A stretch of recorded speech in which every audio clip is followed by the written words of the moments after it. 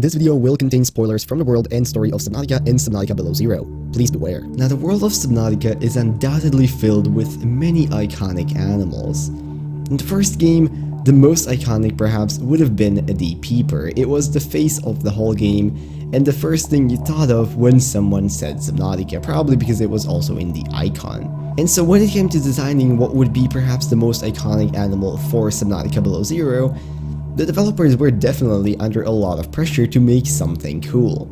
And well, in my opinion, they already managed to do that with quite a few animals in the game. So today, we will be looking at one of those, the one that perhaps fits the best into the cold, icy area of Sector 0, and that is the Pengwing and Pengling. I'll be telling you everything we know about these creatures so far, where in the world you can find them, what they look like, what they behave like, and any other interesting facts that I'm able to dig up on them anywhere online. Now, of course, this video is being made before Subnautica Below Zero's official release, so it is possible that some facts in this might still be, well, changed as the game nears release. However, the reason I picked the Pengwing and the Pengling is because they seem to be some of the most, well, completed animals as far as the game goes, so I am the least afraid that a lot of stuff will end up being changed. But with that out of the way, get into your dry suit, put on some really thick gloves, because trust me, these things aren't as cuddly as they look, and let's go. Now, first things first, what is a Pengwing and a Pengling? Well, Pengwing is a small predatory animal that can be found in Sector 0 on planet 4546b in Subnautica. The Pengling is basically just a juvenile form of the Pengwing, and normally I wouldn't really mention this, however there are some differences in between them that are quite interesting, both in visual and gameplay related things, so I figured we'd just talk about both. Now, looking at the Pengwing from the outside, it is quite clear that this thing was inspired by real-life penguins, with an elongated body that allows the creature to move around both on dry land by standing and kind of waddling around, but also move surprisingly swiftly underwater by swimming.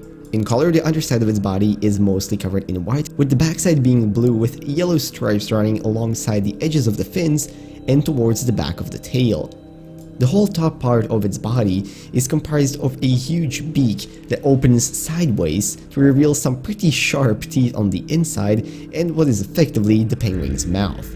Just as many other creatures on the planet, the Pengwing possesses two pairs of eyes, two frontal-facing, which seemingly give the animal 3D vision, allowing it to perceive depth, and two much larger ones on the side, which provide a wider field of view. With this in mind, it is quite easy to take the guess that this animal would often be the one that is hunted, not always the hunter, thus it would need a lot of ways to perceive predators before they got too close. Furthermore, just below the beak there is a triangular opening which is actually through where the Pengwing breathes, and on the back of its body there is a curious tail that can actually retract in and out a little bit to help with maneuvering and avoiding predators. Now, if you wanted to find one of these yourselves, it's not particularly difficult. I mean, there's quite a few of them located around Sector 0, including some of the very first areas through which you traverse in the, well, story so far. But if you were looking to get your hands on one, the best areas to look for are around the Glacier Basin, the Rocket Island, the shallow twisty bridges, and the Arctic kelp forest. Be careful though, because just as mentioned at the start, this thing is actually a predator. That's right, based on its beak, the teeth inside, and the database entry, we know that this thing mostly feeds on other smaller fish. You can even see it hunt smaller fish if you observe them for a little bit.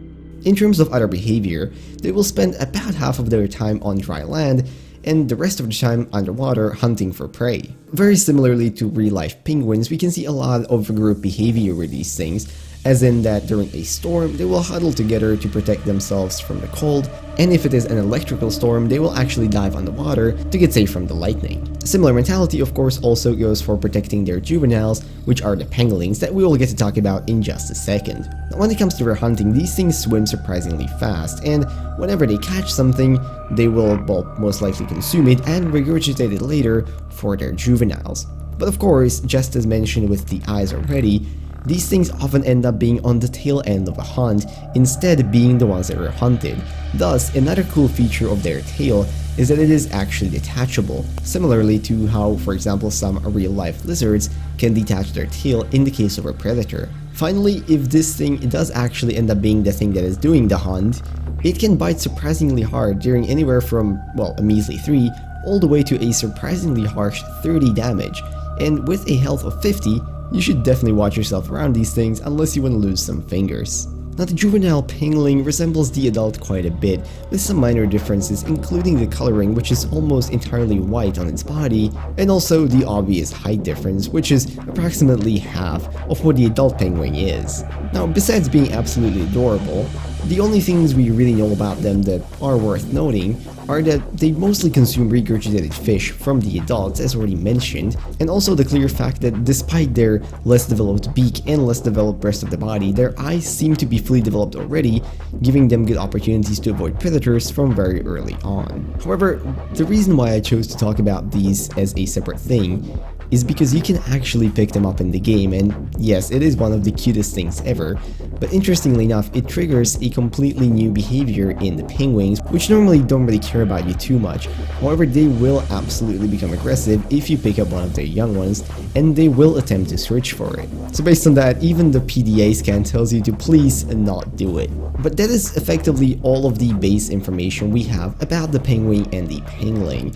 So now let's get into a little bit of theory territory just before we end this video off. Now, based on one particular concept art picture, which shows something like glowing egg chamber, most people have started to assume that these things are mostly born out of eggs, and if they are inspired by real-life penguins, that would honestly make sense. However, this is Planet 4546b after all. So basically anything is possible, and considering that concept art seems to be pretty old, I wouldn't exactly say that this is a confirmation. There is, however, a different theory which I want to quickly bring up, and this one I haven't seen a lot of people talk about.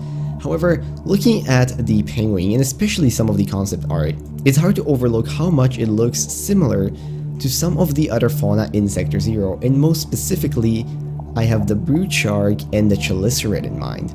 This mostly comes down to how the beak opens and the structure of the teeth inside, but specifically the chelicerae seems to be very similar to the pengling, which is quite interesting because you would expect this thing to probably be related to something much more cuddly and cute, as opposed to one of the most terrifying leviathans that can currently be found in Sector 0. However, this in my opinion only opens the possibility of there being some very ancient leviathan that we may not have even seen the skeleton of yet, that branched into many different things, you know, millions or thousands of years ago, that eventually became the Pengwings on one hand, and the absolutely horrifying and much more ancient chelicerates somewhere in the dark depths on the other hand. And of course, with some further branches maybe even going into the squid shark or the brood shark. However, there is currently no confirmation about this in the game, and since the chelicerae scan is not implemented as of right now, well, up until it is, there's probably not going to be any new confirmation. But with that, I hope you guys enjoyed this video and learned at least something new about the wonderful world of Subnautica Below Zero. If you liked it, maybe consider leaving a like, commenting, or subscribing. All of those would be very much appreciated. And if there's anything that I forgot, or something that you would like to mention, maybe a theory, please make sure to leave that down in the comments as well. I would very much like to read that. So with that, I'm gonna wish you all a beautiful rest of today, and I'll see you in whatever next video I make. Bye bye.